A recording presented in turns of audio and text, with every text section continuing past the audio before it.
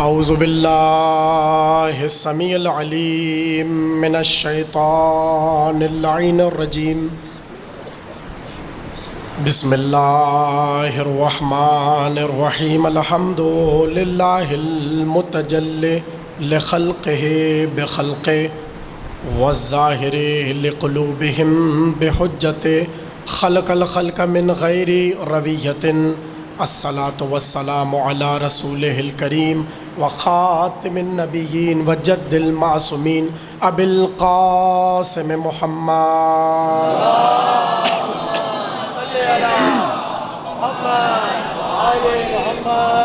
وآلہ الطیبین الطاہرین المعصومین الذین اذہب اللہ عنہم الرجس وطہرہم تطہیرا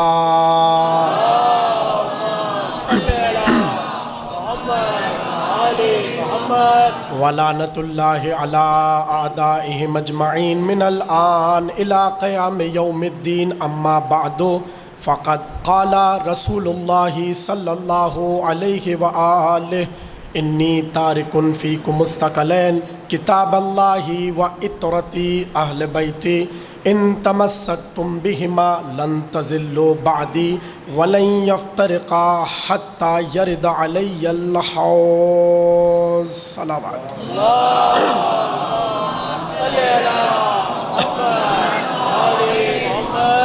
ایک اور مل کے بلند آواز میں صلوات پڑھیں آپ سے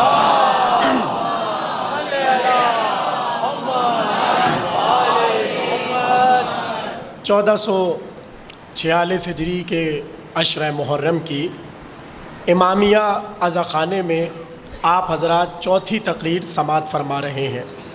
عنوان قرآن ناطق بزبان قرآن صامت۔ قرآن کس سے لیا جائے، یہ سوال ہر کتاب کے پڑھنے والے کے ذہن میں ابھرتا ہے۔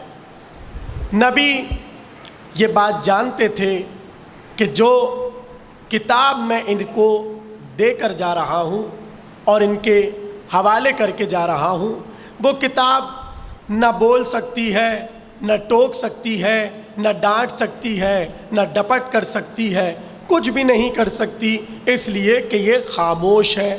اور بہت سے لوگ خاموشی کا ناجائز فائدہ بھی اٹھائیں گے، اس لیے ضروری تھا پیغمبر کے لیے کہ ایک بولتا ہوا کلام خدا، اور جو کلام خدا کی صفت میں رچ بس گیا، وہ ان کے درمیان رہے، تاکہ جب بھی یہ قرآن سے کوئی غلط نتیجہ اخذ کرنے لگیں تو وہ فوراً سے ڈانٹ کر کہے خبردار، قرآن کے ساتھ اس طرح پیش مت آؤ، اس طرح برتاؤ مت کرو۔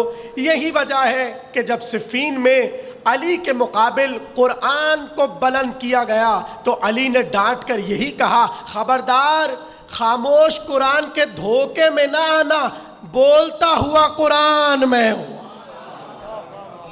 یہی علی نے کہا انا کتاب اللہ ناطق وہذا کتاب اللہ صامت، یہ خاموش کتاب ہے اور میں بولتی ہوئی کتاب ہوں۔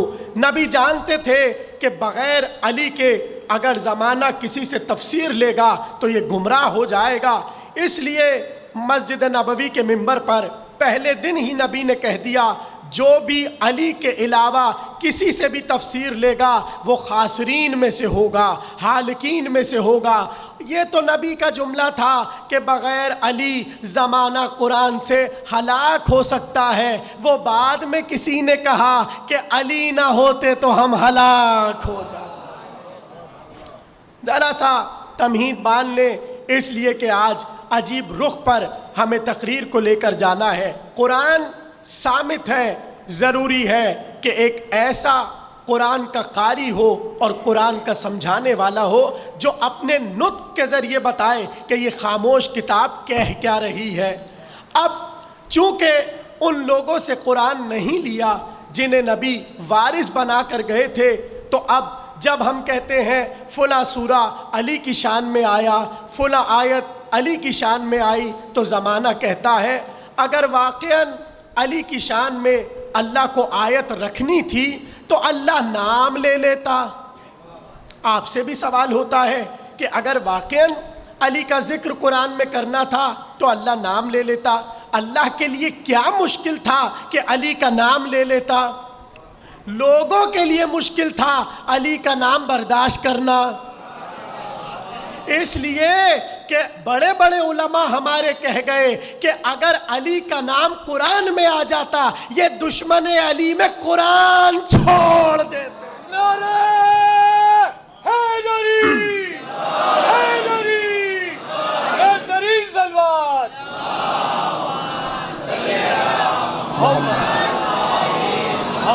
زمانہ دشمن علی میں قرآن چھوڑ دیتا. لیکن میں زمانے سے پوچھوں آپ دشمن علی میں، دشمنی علی میں کیا کیا چھوڑ سکتے ہیں؟ اس لیے کہ رکوع کریں تو علی کا ذکر رکوع میں بھی چھپا ہوا ہے، سجدہ کریں تو سجدے میں بھی علی کا ذکر ہے، اذان ہو تو وہاں بھی علی کا ذکر ہے. یعنی کون سی چیز آپ کی ایسی ہے جہاں پر علی موجود نہیں ہے؟ ایک ہی تو چیز ہے جس پہ بڑا ناز ہے مسلمانوں کو، اور وہ ہے مسلمانوں کا قبلہ. جب تک رخ نہ کریں نماز نہیں ہو سکتی. کیا کہنا علی کے، اللہ نے وہاں بھی علی کو اتار کے بتا دیا جہاں تم سجدہ کرتے ہو وہاں علی پیدا ہو.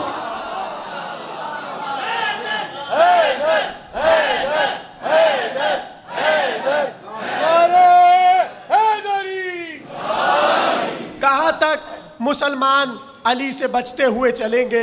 اس لیے کہ ہر جگہ آپ کو علی علی ہی نظر آئے گا.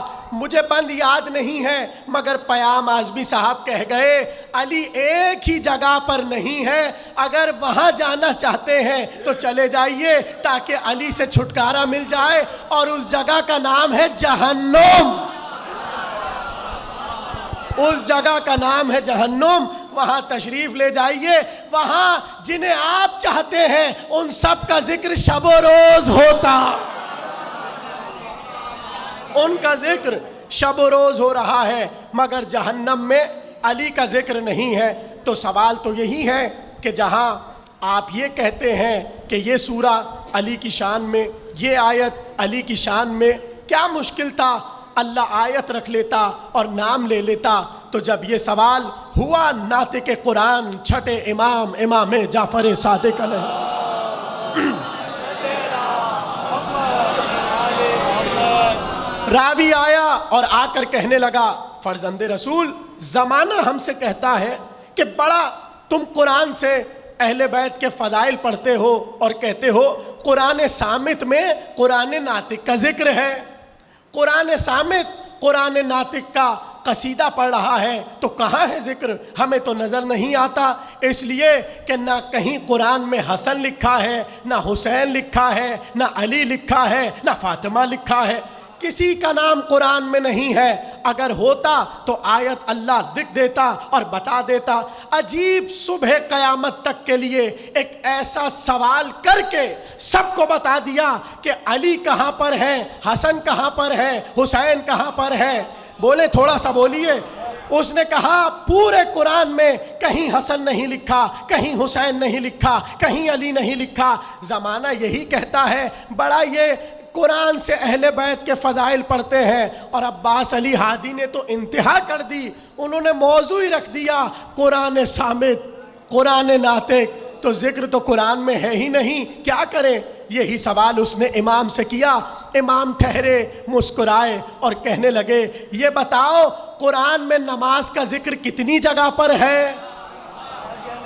جاگ جائیں جاگ جائیں. اس نے کہا، امام نے کہا قرآن میں نماز کا ذکر کہاں ہے؟ اس نے کہا مولا ہر چند آیت بعد اللہ یہی کہتا ہے اقیم الصلاۃ اقیم الصلاۃ اقیم الصلاۃ، نماز قائم کرو نماز قائم کرو.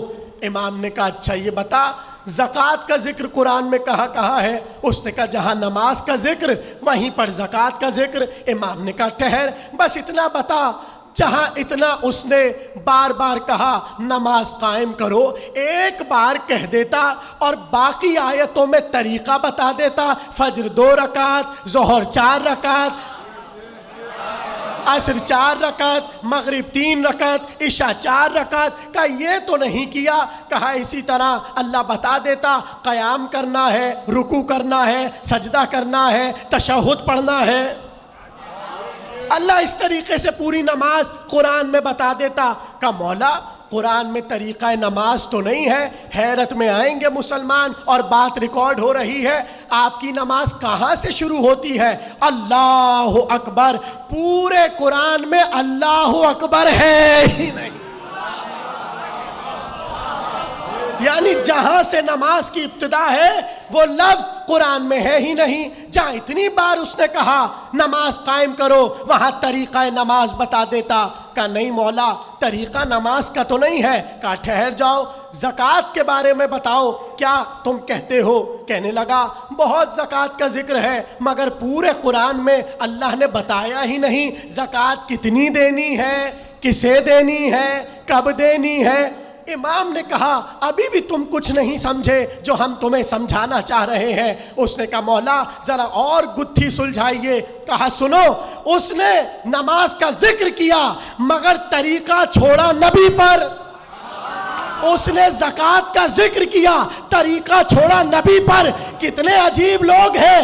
نبی سے نماز تو لے لی، زکوٰۃ تو لے لی، جب علی دیا وہ کسی نے نہ.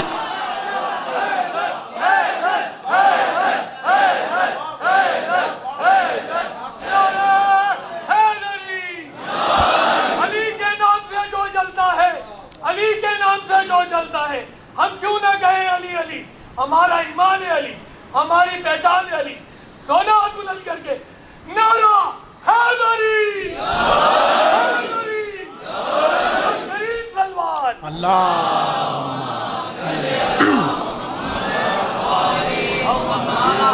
سوال اٹھایا امام نے اور کہا سنو، نماز کا ذکر ہے، طریقے میں محتاج ہو نبی کے.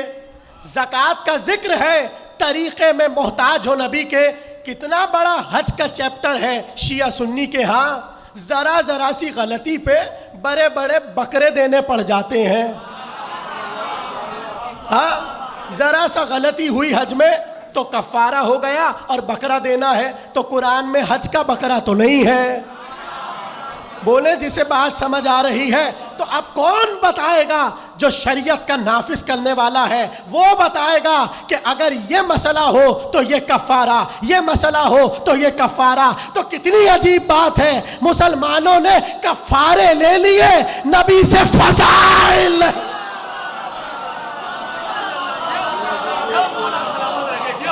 فضائل نہیں لیے، اس لیے کہ فضائل میں نقصان ہے، بکرے میں فائدہ ہے.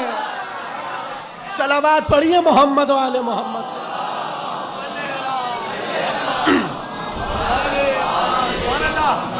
توجہ کر رہے؟ یعنی پیغمبر نے بتایا کہ اہل بیت بتائیں گے کہ قرآن کیا کہہ رہا ہے. یہی تو موضوع ہے، قرآن ناطق بزبان قرآن صامت. اہل بیت بتائیں گے قرآن کیا ہے، قرآن بتائیں گے اہل بیت کیا ہے. سوال تو یہیں پر رکا ہے. علی کا نام قرآن میں کہا ہے تو یہ تو آپ کی بدبختی ہے کہ آپ سمجھتے ہیں علی کا نام بس علی ہے. شروع ہو گئی تقریر، علی کا نام بس علی ہے. نہیں، یہ علی تو ٹائٹل ہے، ٹائٹل جس کا مطلب ہے بلندی. جس کی ابتدا بلندی سے ہو اس کی انتہا کیا. علی تو بس ایک نام ہے جو ہمیں پتا ہے، ورنہ علی کے لقب ہی علی کے نام ہے. کہیں نبی ولی کہتے ہیں، کہیں قسیم النار والجنہ کہتے ہیں، کبھی ساقی حوض کوثر کہتے ہیں. انہی ناموں میں سے علی کا ایک نام آج میں آپ کو قرآن میں بتانا چاہتا ہوں، جسے صرف ہمارے ہاں نہیں بلکہ آج میں عجیب کام کرتا ہوں. جتنی روایتیں پڑھوں گا اہل سنت کی پڑھوں گا، اور آپ کو اہل سنت سے ثابت کر کے دکھاتا ہوں کہ علی کا نام قرآن میں کہاں ہے. آیت آئی آذان من اللہ ورسولہ الی الناس یوم الحج الاکبر براءۃ من اللہ ورسولہ براءۃ من اللہ المشرکین. سنو، اللہ کی طرف سے یہ آذان ہے، اور اذان یہ ہے کہ اللہ اور اس کا رسول مشرکین سے اظہار برات کرتا ہے، اظہار لا تعلقی کرتا ہے، آپ کی زبان میں تبرہ کرتا ہے۔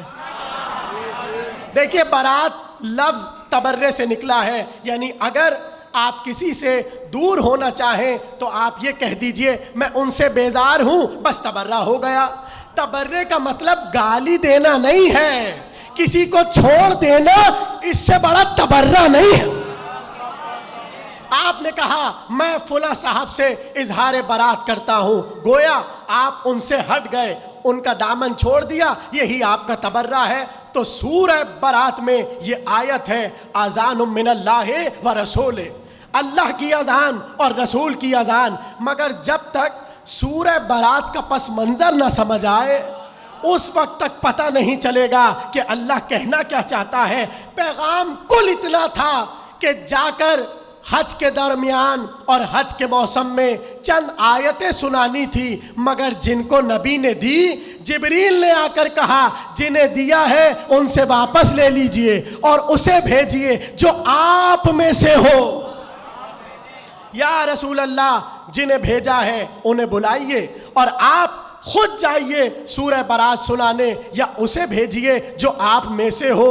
اب یہ تو نبی جانتے تھے کہ مجھ سے کون ہے، مجھ سے کون ہے، اس لیے ایک بار علی کو دیکھا اور دیکھ کر کہنے لگے اے علی یہ سورہ برات لو اور جاؤ جا کے مشرکین مکہ کو سناؤ۔ امام نسائی اہل سنت کے عالم لکھتے ہیں مجھے نہیں پتا کہ پہلے والے کو بلایا کیوں تھا اور علی کو بھیجا کیوں تھا، مگر مسئلہ تھا اس پیغام کا جو ان کو سنانا تھا۔ اس کے لیے نبی کو ایسے کی ضرورت تھی جس نے کبھی وہ کام کیا ہی نہ ہو، اور کام یہ تھا کہ جا کر کہنا تھا خبردار یہ جو تم کپڑے اتار کر کعبے کا ننگا طواف کرتے ہو اب سے طواف نہیں ہوگا، اور سنو یہ جو تم کعبے میں بتوں کو پوجتے ہو آج کے بعد بتوں کا سجدہ نہیں ہوگا۔ امام نسائی کہتے ہیں پہلے والے کو اس لیے بلا لیا کہ جیسے ہی وہ کہتا آج کے بعد ننگا طواف نہیں ہوگا، بتوں کو پوجا نہیں جائے گا، سب دامن پکڑ کر کہتے یہ کیسی عجیب بات ہوئی، کل تک آپ بھی ہمارے ساتھ کپڑے اتار۔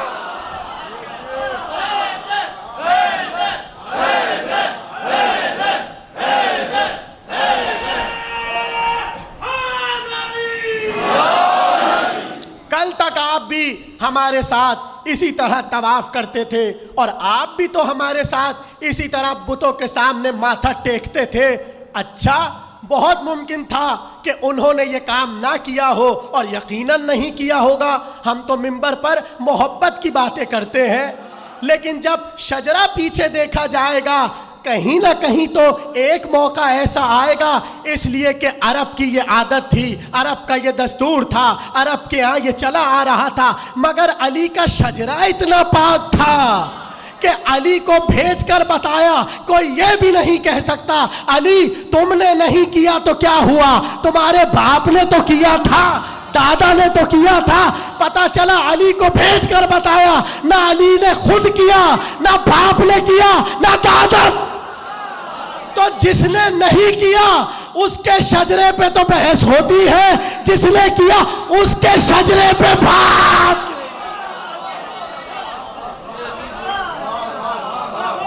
تمام باتیں امام نسائی نے لکھی کہ علی کو بھیجا اور کہا جاؤ جا کے سورہ برات سناؤ، تو تھی تو اللہ کی اذان اور علی کو اذان دینی تھی اور یہی جملہ جا کر کہنا تھا اذان من اللہ و رسول۔ اب جملہ سنیے، علی کا نام قرآن میں کہا ہے، جاگیے اور لطف اٹھائیے۔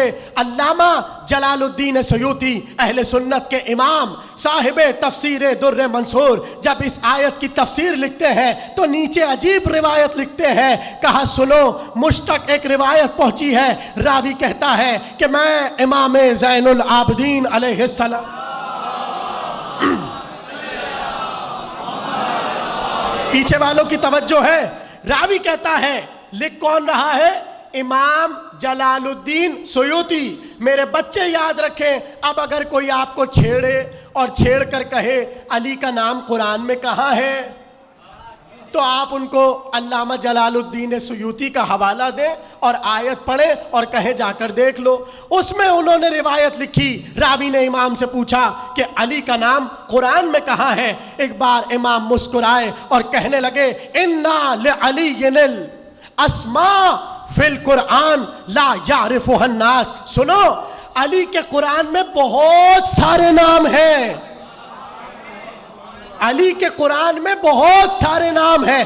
سنی عالم لکھ رہے ہیں علی کے قرآن میں بہت سارے نام ہیں, مگر زمانے کو نہیں پتا علی کے نام کیا ہے. ایک نام ہم تمہیں بتا دیتے ہیں, قرآن میں علی کا ایک نام آذان ہے. علی کا قرآن میں ایک نام آذان ہے, اس لیے کہ جس نے سورہ برات میں آذان دی اسی پر زیب دیتا ہے آذان دینا. جملہ میں آپ کے حوالے کر رہا ہوں, جسے نبی نے آذان دینے کی اجازت نہ دی ہو وہ نبی کو نماز کیسے پڑھا. کچھ کہا ہے میں نے؟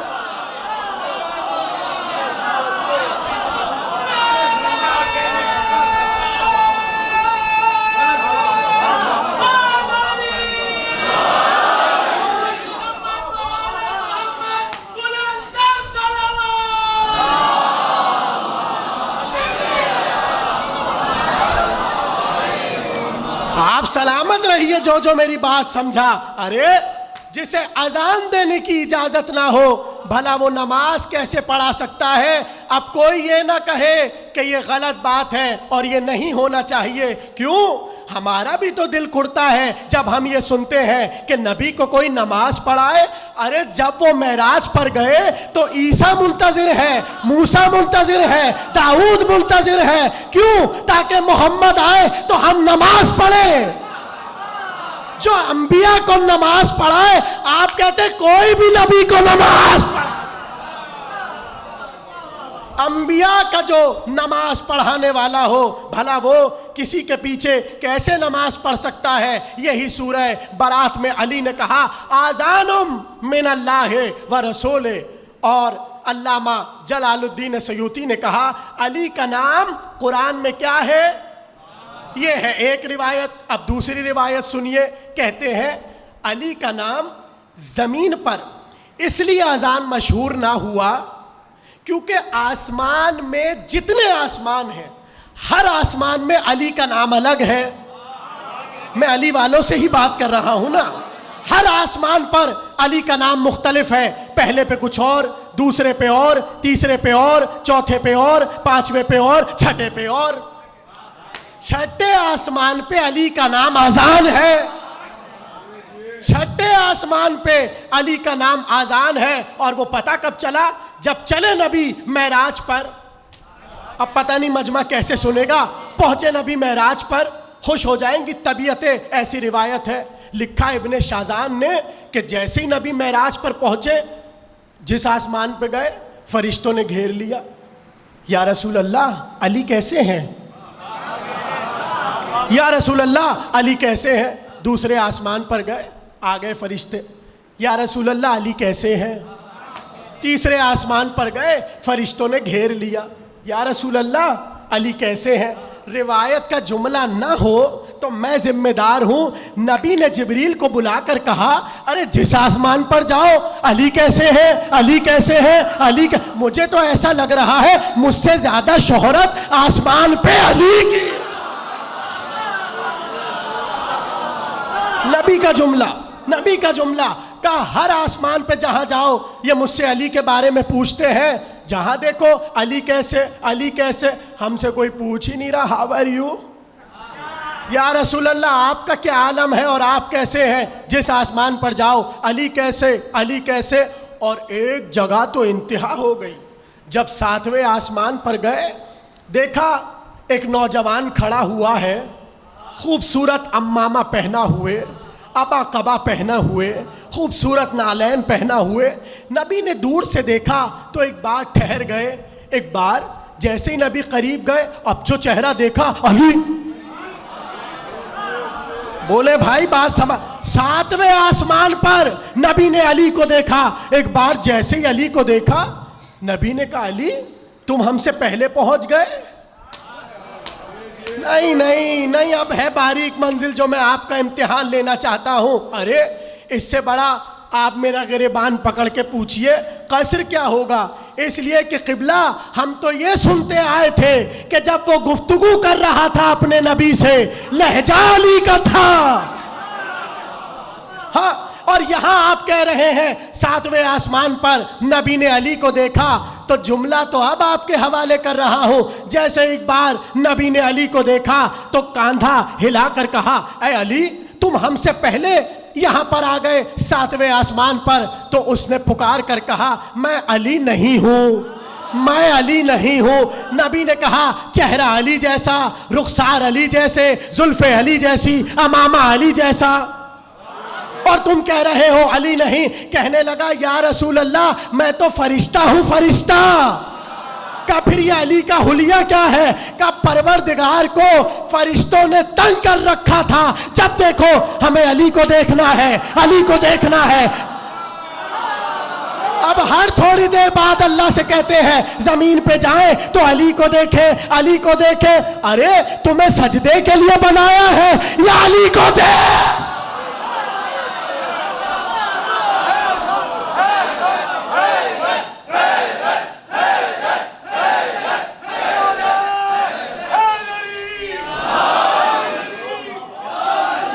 تمہیں قیام کے لیے بنایا ہے، تمہیں سجدوں کے لیے بنایا ہے، تمہیں عبادتوں کے لیے بنایا ہے. یہ کیا ہر وقت تم ضد کرتے رہتے ہو علی کو دیکھنا ہے، علی کو دیکھنا ہے؟ گویا فرشتوں کی صفت بتا دی نبی نے، ان کا بغیر علی گزارا ہوتا ہی نہیں ہے. یہ سجدہ بھی کرتے ہیں ذہن میں علی ہوتا ہے، رکوع کرتے ہیں ذہن میں علی ہوتا ہے. اب جا کر ان سے پوچھو جب سجدے میں تمہیں علی یاد آتا ہے کہیں نماز باطل تو نہیں ہو؟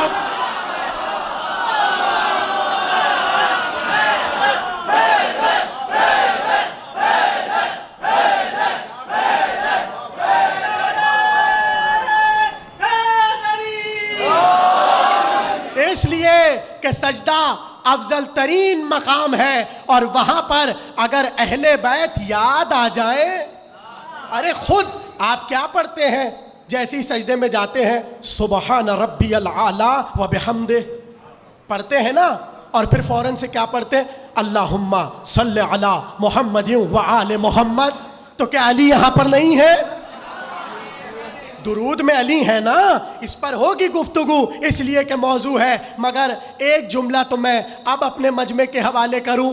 یا رسول اللہ ہر وقت فرشتوں کا یہی کہنا تھا اللہ سے علی کو دیکھنا ہے، علی کو دیکھنا ہے، علی کو دیکھنا ہے.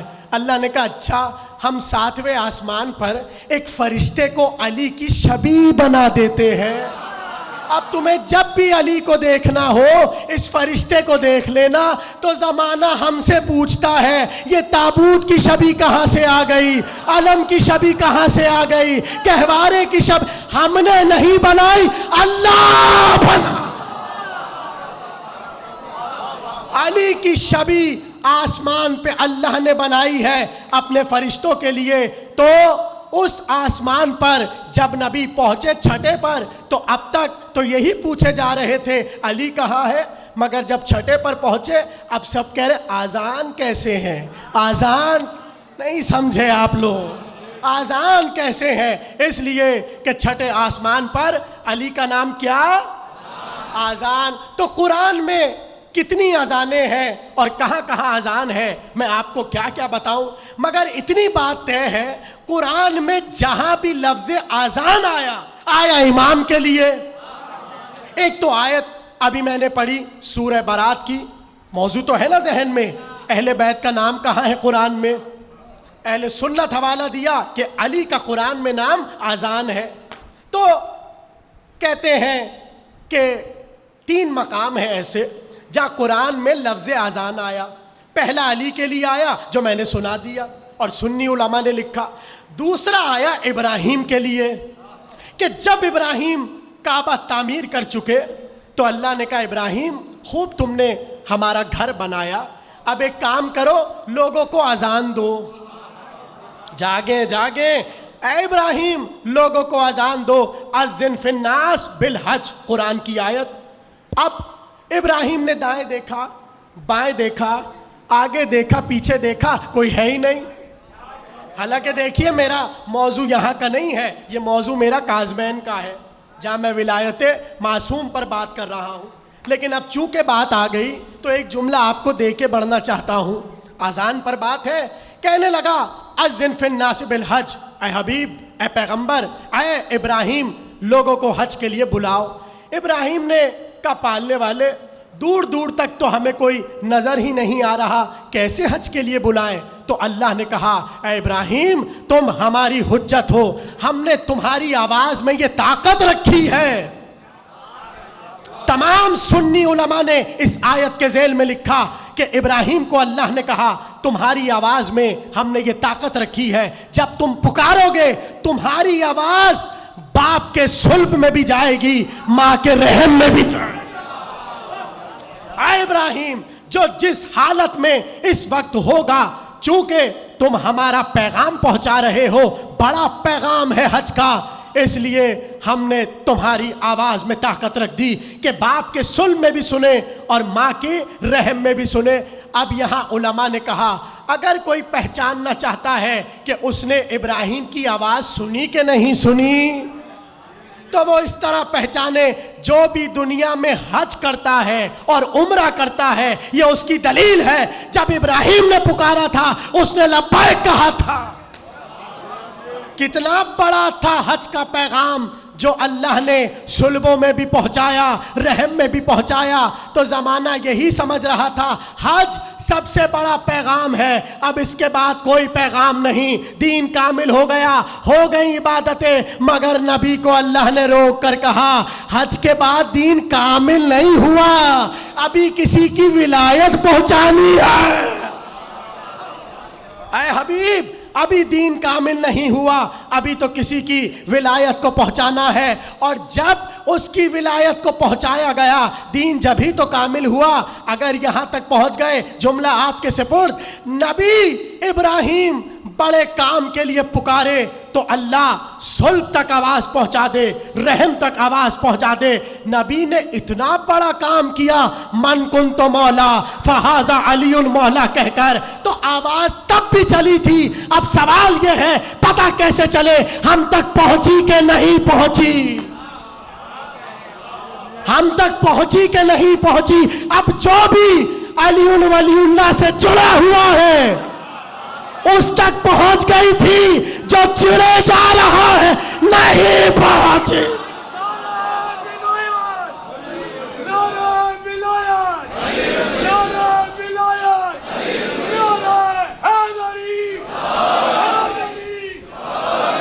آواز پیغمبر نے دی تھی، اور یہی تو دی تھی، سنو اللہ مولانا وانا مولاکم، اللہ ہمارا مولا، ہم تمہارے مولا، جس کے ہم مولا اس کے علی مولا۔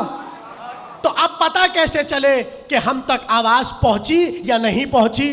تو یہ تو جابر نے بتا دیا کہ آواز کیسے پہنچی۔ آپ سلامت رہیے جو سمجھا، اس لیے کہ بوڑھا صحابی تھا، نبی کا نظر نہیں آتا تھا، چلا نہیں جاتا تھا، مگر عصا کا سہارا لے کر چوراہے مدینہ پر بیٹھ جاتا تھا، اور جب بھی خبر ملتی تھی کسی کے گھر بیٹا ہوا ہے، بیٹی ہوئی ہے، فوراً جابر جاتے اور کہتے ذرا بچے کو تو دکھاؤ۔ جیسے ہی جابر کے گود میں آتے، بچے کو جابر دیکھ کر کہتے علی ولی اللہ۔ بچہ اگر مسکراتا تو جابر کہتے مبارک ہو تمہارا ہی ہے، بچہ روتا تو کہتے ماں سے پوچھ باپ کو۔ حدیث ہے، اور لکھنے والے شیخ توسی، شیخ مفید، آپ کے بڑے بڑے پلرز، آپ کے علماء، وہ علماء کہ جن کی کتابیں پڑھ کر آج مجتہدین بن رہے ہیں، آج علماء بن رہے ہیں، ان کی کتابوں میں یہ باتیں لکھی ہیں۔ تو ابراہیم نے بھی ایک اذان دی، قرآن میں 2 اذانیں میں نے آپ کو سنا دی، اب آخری اذان ہے، سننا چاہتے ہیں تو سناؤں؟ سب کی توجہ ہے، 2 اذانیں، اور قرآن میں اذان کس کا نام ہے؟ شاباش، اور حوالہ کیا ہے؟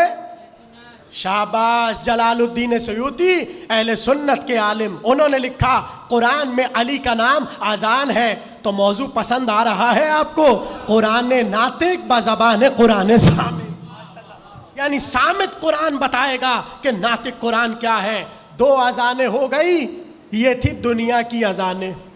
अब आखिरी अज़ान सुनिए और मौजू समेटूं। वो अज़ान कब की है? आखिरत की, जब जन्नत और जहन्नम का फैसला हो चुका। जन्नत वाले जन्नत में आ गए, जहन्नम वाले जहन्नम में चले गए। तवज्जो, सूरह अराफ 44वीं आयत, और हवाला पहले नोट कर लीजिए, रिकॉर्ड भी हो रहा है। अहले सुन्नत आलिम सुलेमान कंदूजी बल्खी, ये सुन्नी आलिम का नाम है और शाफई मजहब के हैं, ठीक। और किताब का नाम है युनाबिउल मवद्दा, यानी मवद्दत का मंबा, जहाँ से मवद्दत फूट के निकले। समझ गए? सबने हवाला नोट कर लिया। शेख सुलेमान कंदूजी, हवाला दे दिया।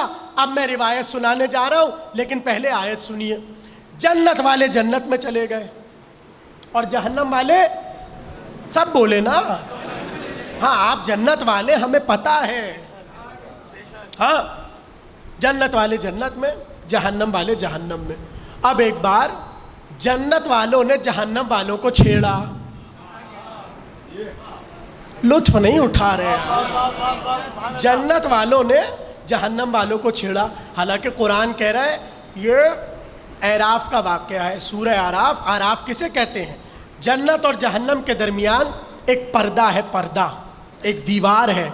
मौका मिला तो कभी अर्ज़ करेंगे कि आराफ क्या है, इस पे पूरी एक तकरीर होनी चाहिए कि आराफ क्या है, इसे आराफ क्यों कहते हैं, कौन इधर होगा, कौन जन्नत में होगा, कौन जहन्नम में होगा। ये बड़ा एक तवील मौजू है, अभी सिर्फ मुझे आपको कुछ सुनाना है।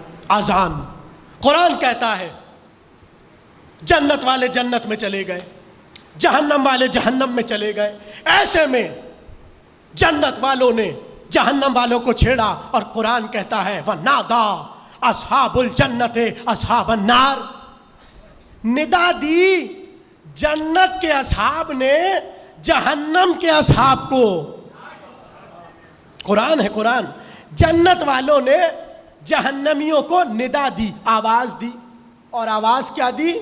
सुनो, मा वादना रब्बुना हक्का, वजदना मा वादना रब्बुना हक्का, हमारे रब ने हमसे एक वादा किया था, वो हक हो गया। फहल वजदतुम मा वादा रब्बुकुम हक्का, जो तुम्हारे रब ने वादा किया था वो पूरा हुआ कि नहीं हुआ?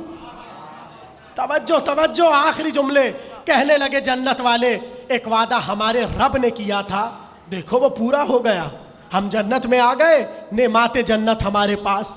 तुम्हारे रब ने जो तुमसे वादा किया था, तुमने वो पूरा होते हुए देखा कि नहीं देखा? कालू नाम, सब ने पुकार के कहा हाँ, वो वादा पूरा हो चुका। अब यहाँ उलमा ने लिखा कि जहन्नमियों के रब ने उनसे क्या वादा किया था? तो सब ने लिखा, सारे सिया सुन्नी उलमा ने लिखा, उनके रब ने उनसे जहन्नम का वादा किया, जिल्लत का वादा किया, रुसवाई का वादा किया। तो जब उन्हें जिल्लत मिली, रुसवाई मिली और जहन्नम मिली, कालू नाम, सब ने कहा हाँ, जो हमारे रब ने वादा किया था वो पूरा हो गया। अब बार बार कुरान है, कुरान जन्नत वाले जहन्नमियों को ये बातें कहे जा रहे हैं। कुरान कहता है अज़्ज़ना मुअज़्ज़िनुन, एक बार दोनों के दरमियान, यानी जहन्नम वाले यहाँ, जन्नत वाले यहाँ, और बीच में एक मुअज़्ज़िन खड़ा हुआ। फ़अज़्ज़ना मुअज़्ज़िनुन बैनहुम अल्लानतुल्लाहि अला ज़ालिमीन, एक मुअज़्ज़िन खड़ा हुआ और खड़े होकर कहा जालिमों पर अल्लाह की लानत हो। नहीं समझे आप लोग? ये अजान है, अजान, आज़ान है, आज़ान। मुअज़्ज़िन अजान देकर कह रहा है लानतुल्लाहि अला ज़ालिमीन, जालिमों पर अल्लाह की लानत हो। آپ کیوں اتنے گھبرا کے سن رہے ہیں؟ بتا تو چکا کہ اذان بھی علی ہے، مؤذن بھی علی ہے، جنت والے جنت میں، جہنم والے جہنم میں۔ ایسے میں علی کھڑے ہوں گے مجمع میں اور پکار کر کہیں گے الا لعنت اللہ علی الذین کذبوا بولایت واستخفوا بحق۔ سنو سنو، میں آج آذان دے رہا ہوں اور میری آذان یہ ہے، اللہ کی لعنت ہو اس پر جس نے میری ولایت کو جھٹلا۔ سنی عالم لکھ رہے ہیں، علی کھڑے ہو کر آذان دیں گے الا لعنت اللہ علی الذین کذبوا بولایتی، لعنت ہو اس پر جس نے میری ولایت کو جھٹلایا اور میرے حق کو غضب کیا۔ ارے ابھی تک لوگوں کو آذان میں علی الولی اللہ سمجھ نہیں آ رہا، اس وقت کیا عالم ہوگا جب علی کھڑے ہو کر آذان میں اپنی منکر ولایت پر لا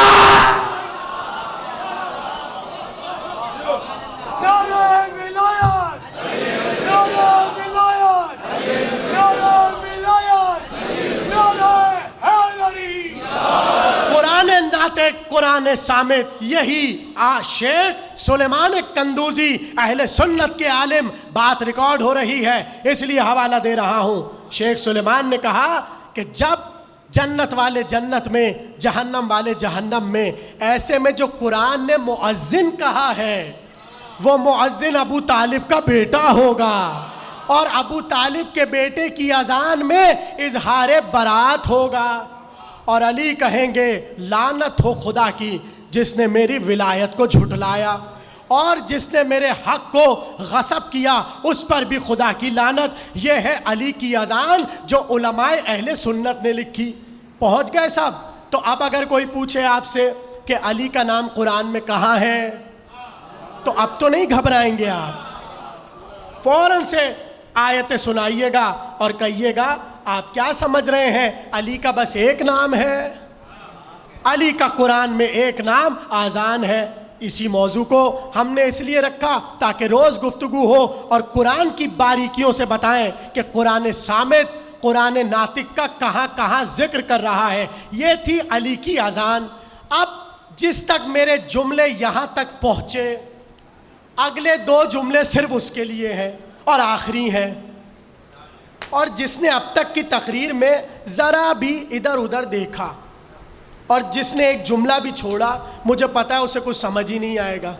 آپ سمجھ رہے تھے یہ پتہ نہیں آج اتنی ہلکے ہلکے تقریر کیوں کر رہے ہیں۔ میں اس لیے کر رہا تھا تاکہ توجہ رہے، اس لیے کہ اب تک کا سب سے بڑا جملہ کہنے جا رہا ہوں جو ابھی تک نہیں کہا۔ تیار ہیں سننے کے لیے؟ قرآن ناطق، قرآن صامت۔ صامت یعنی خاموش، ناطق یعنی جو بولے۔ بولے، دیکھیں آپ سب ناطق ہے تو بولے۔ ناطق جو بولے، صامت جو خاموش۔ نطق کیا ہے؟ نطق کیا ہے؟ نطق کسے کہتے ہیں؟ نطق کہتے ہیں بولنا۔ اب کل میں آپ کو بتاؤں گا کہ علم منطق میں نطق کسے کہتے ہیں، تاکہ آپ کو پتا چلے کہ ناطق اور صامت کیا ہے۔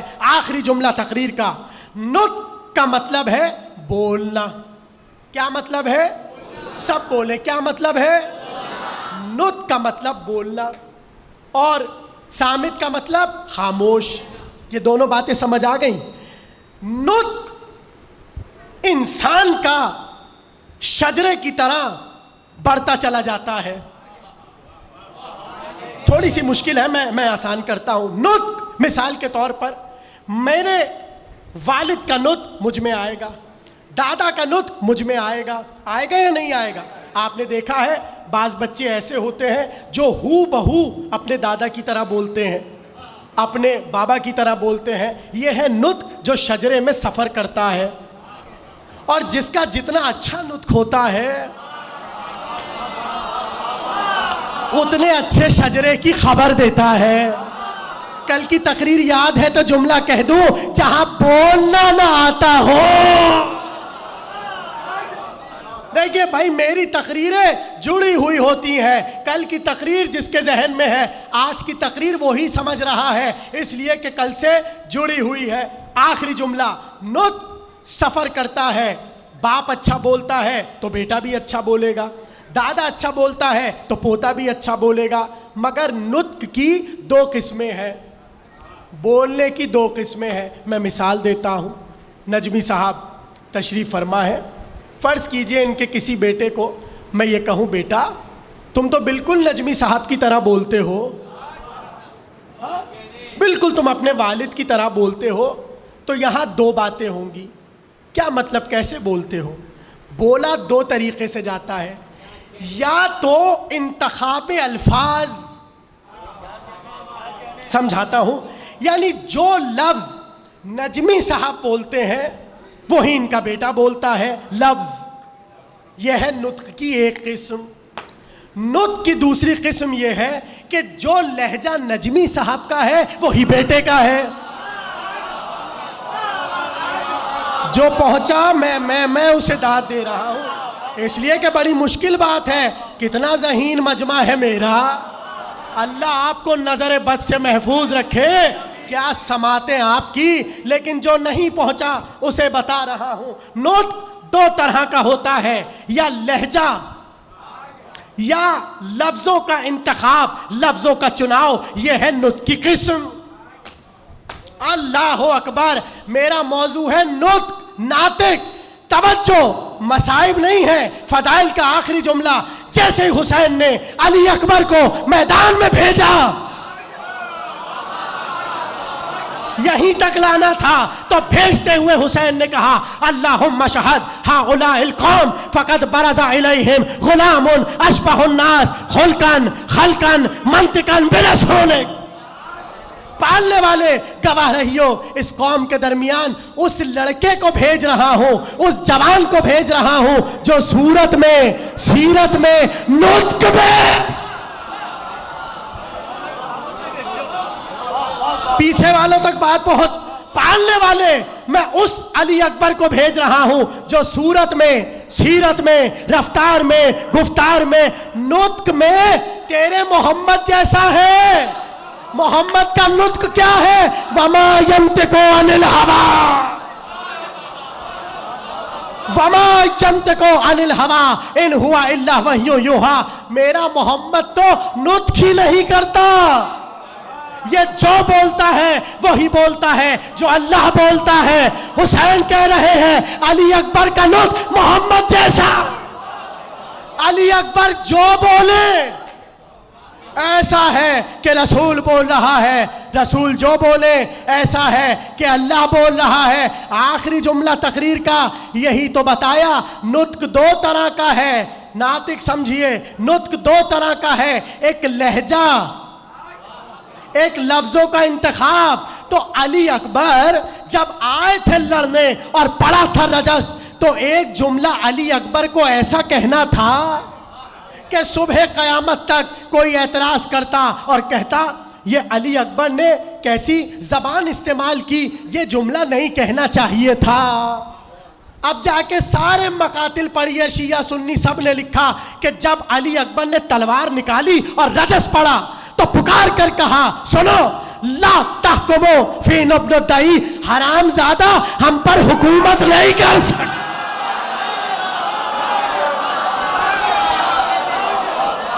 صبح قیامت تک کوئی بل کر کہتا یہ حسین کے بیٹے نے کیسی زبان استعمال کی. اب پتہ چلا حسین نے کیوں کہا تھا علی اکبر نطق رسول کی شبیہ ہے.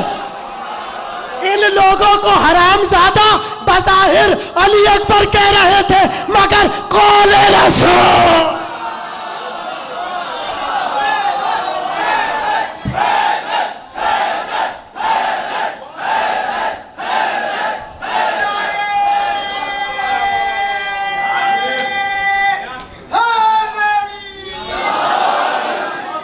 قرآن صامت, قرآن ناطق. آخری جملہ تقریر کا, علی اکبر جب میدان میں آئے اور رجس پڑا تو یہی تو کہا انا علی ابن الحسین ابن علی نحنو و بیت اللہ اولا بالنبی ضرب غلام ہاشمی علوی واللہ لا تحکم فی ابن الدعی. رجس پڑا علی اکبر نے کہ سنو بد نسب ہم پر حکومت نہیں کر سکتا. صبح قیامت تک بتا دیا، بظاہر کسی بھی ملک میں رہ رہے ہو،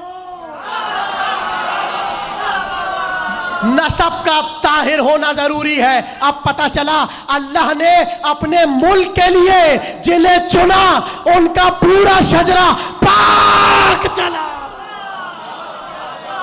آخری جملہ تقریر کا، نطق دو طرح کا ہے، ایک نطق یہ کہ لفظوں کا انتخاب ہو، بھائی اب ضائع نہ کیجئے گا، بڑی محبت سے سنا۔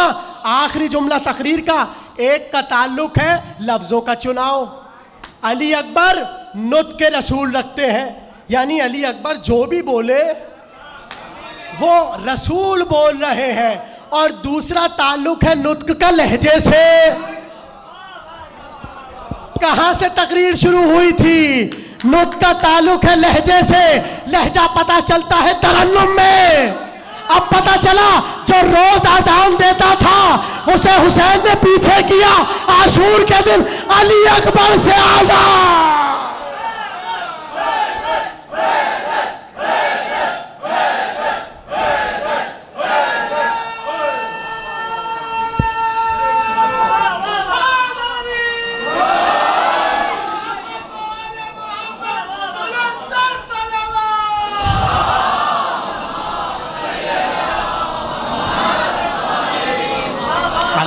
اللہ آپ کو نظر بد سے محفوظ رکھے۔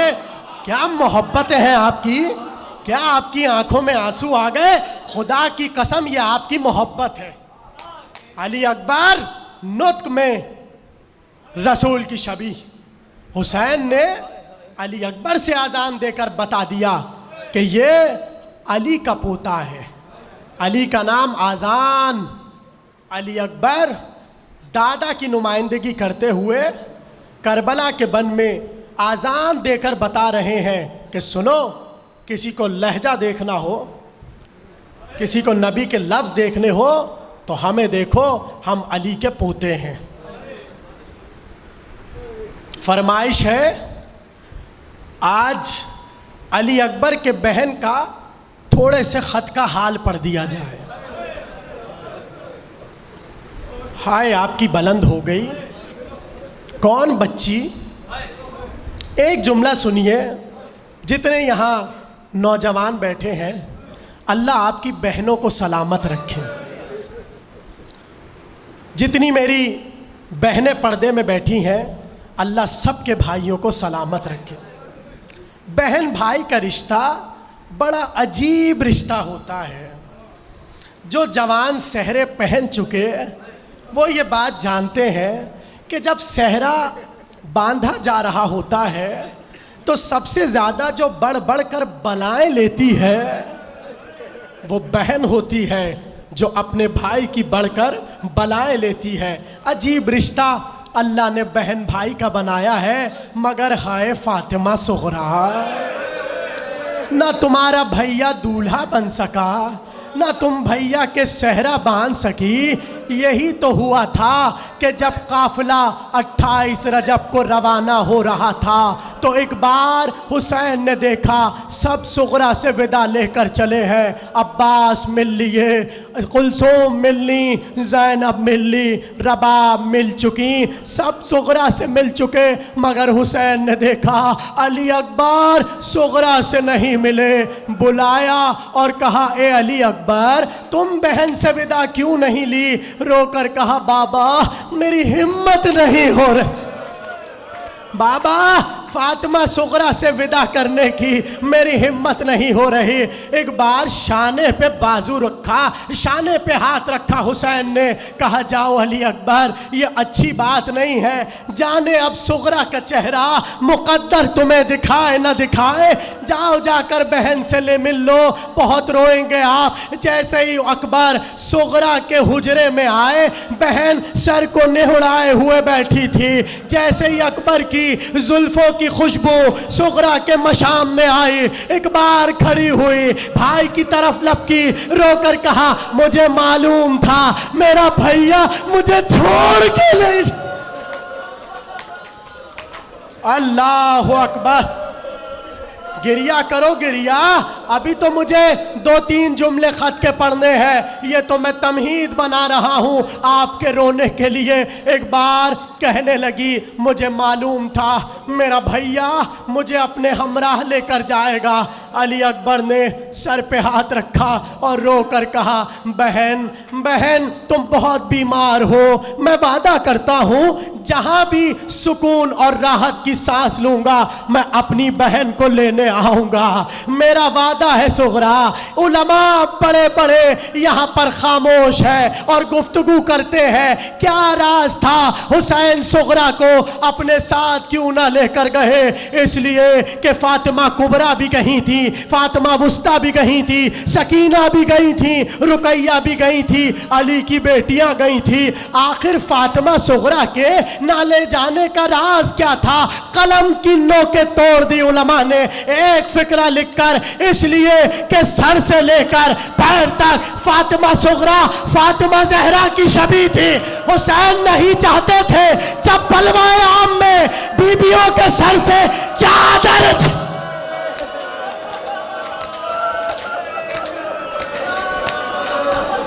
کیا شان کا گریہ کر رہے۔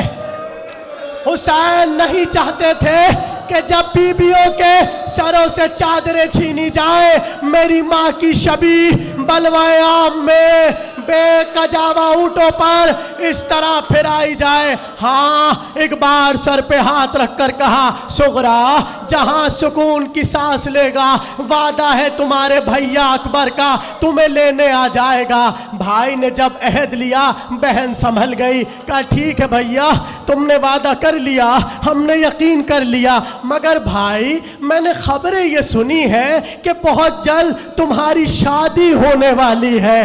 بھیا بس بہن سے وعدہ کرو جب تمہیں صحرا بندھنے لگے بہن کو بھول نہ جانا، میرے بغیر صحرا نہ باندھ لینا۔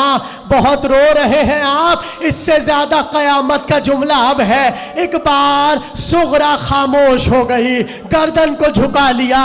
علی اکبر نے بڑی محبت سے بہن کے چہرے پہ ہاتھ رکھا اور سر کو اٹھایا، کہا صغرا تم خاموش کیوں ہو گئی؟ ایک بار دیکھا آنکھوں میں آنسو ٹپک رہے ہیں، رو کے صغرا نے کہا بھیا میری نبض کو دیکھو، بھیا میری نبض بتا رہی ہے میں زیادہ عرصے زندہ نہ رہوں گی، بہت ممکن ہے میرے مرنے کے بعد تمہاری شادی ہو۔ بھیا اگر میں صحرا نہ دیکھوں وعدہ کرو میری قبر پہ اپنی دلہن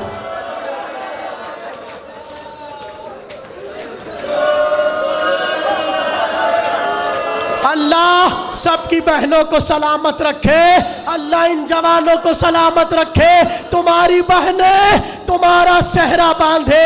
آخری جملے چلا گیا بھیا، اب صغرا کا بس ایک کام ہے، فراق پدر میں فراق برادر میں صغرا روتی جاتی ہے، خبر کوئی نہیں ہے۔ ایک دن نانی کے پاس آ کر کہا نانی اے نانی میں خط لکھنا چاہتی ہوں، نانی میں اپنے گھر والوں کی خبر لینا چاہتی ہوں نانی۔ ام سلمہ نے کاغذ اور قلم دیا، بچی نے خط لکھا۔ جب خط لکھ چکی تو اب سوچ رہی تھی خط پہنچائے گا کون، میرے بابا تک جائے گا کون؟ صغرا کی سہیلیوں نے کہا مجمع الطریق جو مدینے کے باہر 8 میل پر راستہ ہے وہاں سے قافلے مختلف جگہوں پر جاتے ہیں، صغرا تم اپنا خط لے کر چلو، جو بھی عراق جا رہا ہوگا تم اس کے حوالے خط کر دینا۔ لکھا یہ ہے روز صغرا جاتی تھی، روز صغرا جاتی تھی مگر کوئی عراق جانے والا نہ ملتا تھا۔ 8 دن تک حسین کی بچی روز جاتی تھی، جانے والا کوئی نہیں ملتا تھا۔ ایک وقت ایسا آیا اب صغرا سے چلا نہیں جا رہا۔ کیا رو رہے ہیں آپ؟ اللہ نظر بد سے محفوظ رکھے. ابھی تو بہت رونا ہے اس لیے کہ مختصر خط پڑھوں گا اور تقریر تمام کروں گا. ایک دن صغرا کو ایک قاصد ملا جس نے کہا ہم عراق جا رہے ہیں. جیسے ہی لفظ عراق سنا صغرا کی امیدیں بندھی. ایک بار اپنی کنیز کو بلا کر کہا اس برنامے کو بلاؤ, اس قاصد کو بلاؤ, اس پیغمبر کو بلاؤ. جیسے ہی وہ آیا پردے میں تھی صغرا. کہنے لگی تو عراق جا رہا ہے؟ کہا میں عراق جا رہا ہوں. کہا میں نے ایک خط لکھا ہے, بس وہ خط میرے بابا تک پہنچا دے. صغرا کے پاس ابھی دینے کے لیے کچھ نہیں ہے اس لیے کہ میرا بابا نہیں ہے, مگر وعدہ کرتی ہوں محشر میں دادی سے بڑا اجر تجھے دلاؤں گی. قاصد نے کہا اچھا میں جا تو رہا ہوں, یہ تو بتاؤ تمہارے بابا کا نام کیا ہے, میں تمہارے بابا کو پہچانوں گا کیسے؟ صغرا نے کہا حسین میرے بابا کا نام ہے, اور میرے بابا کو ایسے پہچاننا کہ جہاں میرے بابا کھڑے ہو یا بیٹھے دائیں چاند جیسا چہرہ علی اکبر ساتھ ہوگا, بائیں جانب میرا چچا عباس علمدار ہوگا. بس جیسے ہی ایسے جوان کو دیکھو اور بیچ میں بزرگ کو دیکھو سمجھنا میرا بابا حسین ہے. بہت گریہ کیا آپ نے, مجلس تو ہو گئی, بس 2 جملے سن لو. قاصد لے کر چلا مگر عجیب مقدر تھا حسین کی بیٹی کا کہ قاصد پہنچا عاشور کے دن کربلا میں.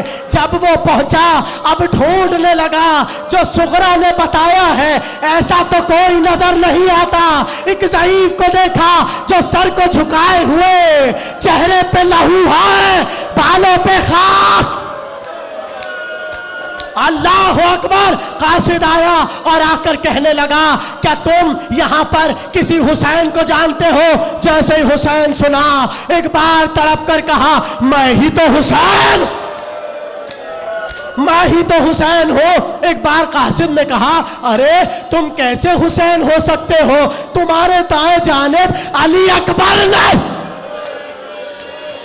آخری جملے تمہارے بائیں جانب عباس نہیں ہے. حسین نے کہا میرا عباس مارا گیا, میرا علی اکبر مارا گیا. اے آنے والے تم کون ہو؟ ایک بار رو پڑا, کہنے لگا میں آپ کی بیٹی کا قاصد ہوں, یہ آپ کی بیٹی نے خط بھیجا ہے. عزادارو جیسے ہی صغرا کا نام آیا حسین کا دل ٹوٹ گیا.